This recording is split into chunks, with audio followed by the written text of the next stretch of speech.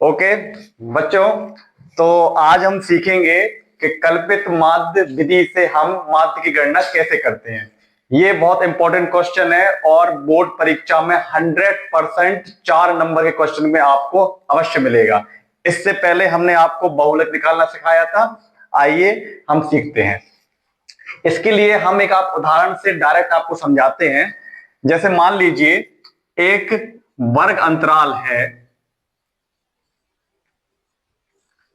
0, 10, 10 से 20, 20 से 30, 30 से 40 और 40 से 50। ठीक है, तथा इसकी बारंबारता का मान दिया है, बारंबारता f का मान दिया है 15, 18, 24, 11 एंड 12। ये हमारा क्वेश्चन है कि निम्नलिखित वर्ग अंतराल है तथा उसकी बारंबारता निम्नलिखित दी गई है। आप कल्पित माध्य विधि से इसका माध्य ज्ञात कीजिए। किस विधि से करना है हमको? कल्पित माध्य विधि, कल्पित माध्य विधि है ना, एज्यूम्ड मीन मेथड भी बोलते हैं इंग्लिश में इसको। तो इसको ज्ञात करने के लिए सबसे पहले हम आपको बताते हैं कि कल्पित माध्य विधि का फॉर्मूला क्या होता है। माध्य को प्रदर्शित करने के लिए X bar A plus sigma F D upon sigma F, जहां ए कहलाता है आपका कल्पित माध्य, एफ कहलाती है आपकी बारंबारता और डी कहलाता है आपका विचलन। क्या कहलाता है? विचलन, जिसको हम ज्ञात करते हैं x माइनस ए के द्वारा। यहां x क्या है? इसका मध्य मान। ओके, और a है आपका कल्पित माध्य। तो ठीक है, तो हमारे पास ये हमें प्रश्न में ऑटोमेटिक दिया ही रहेगा, वर्ग अंतराल तथा किसी प्रश्न की बारंबारता। तो सबसे पहले हम क्या ज्ञात करते हैं? इसका मध्यमान। मध्यमान को x से डिनोट करते हैं। ये क्या है आपका? मध्यमान। मध्यमान कैसे निकालते हैं? मध्यमान निकालने के लिए आपको जो वर्ग अंतराल दिया हुआ है, इसकी ऊपरी सीमा प्लस निम्न सीमा बटे 2 कर देते हैं, अर्थात 0 प्लस 10 बटे 2। तो कितना हो जाएगा? ये 5। इसी प्रकार 10 और 20 कितने हो गए? 30 बटे 2, मतलब ये कितना हो गया? 15। 20 और 30 50 बटे 2, तो ये कितना हो गया? 25। ये हो गया 70, तो ये हो गया 35। 40 और 50 90, मतलब ये कितना हो गया? 45। मतलब वर्ग अंतराल दोनों सीमाओं को जोड़कर उसका आधा। यहां से हमें x का मान निकल आया। ठीक है, अब हमें क्या निकालना है? कल्पित माध्य। देखिए, कल्पित माध्य को चयन करने के लिए हम कैसे चयन करेंगे? आप देखते हैं यहाँ पे 1 2 3 4 5 वैल्यू है मध्यमान की। सबसे बीच की वैल्यू क्या है इसकी? 25। तो इसी को हम मान लेते हैं क्या? कल्पित माध्य।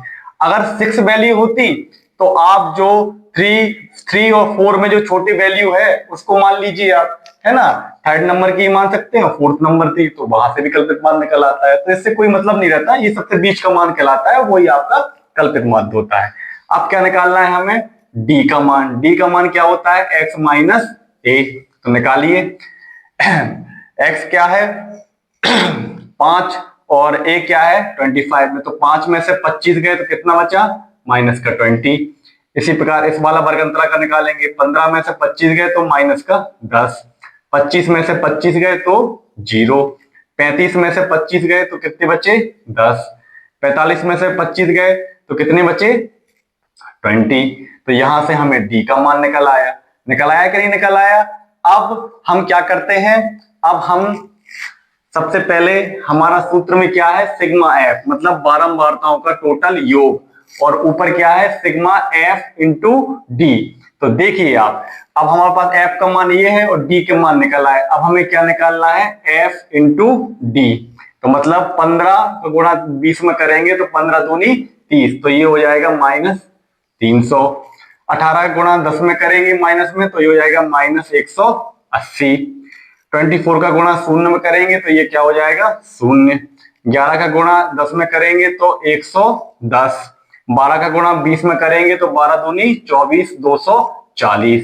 तो ये हमारा क्या निकल के आया यहाँ पे?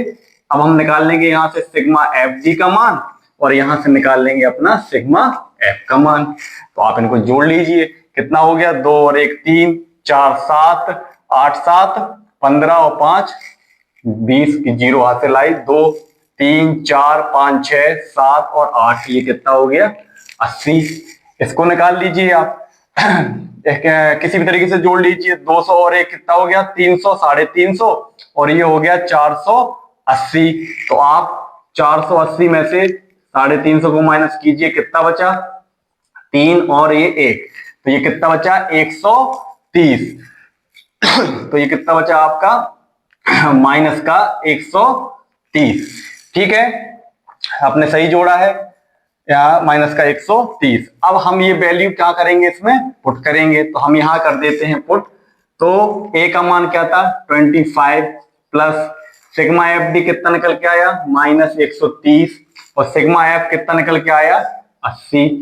ठीक है, 0 से 0 कट गया, क्या बचा यहाँ पे 25 माइनस 13/8, 25 अट्ठे कितना होता है 200 माइनस 13/8, 200 में से ये गया तो कितना बचा 187/8, या आप इसको काट भी सकते हैं। तो कितना हो गया, ये डायरेक्ट काट लीजिए, 8 दूनी 16, हासिल कितनी आई 2, 8 तिया 24, 25 26 27 3, 8 तिया 24, 23.4 अप्रोक्स इसकी वैल्यू आ गई। यही आपका क्या हुआ माध्य हुआ।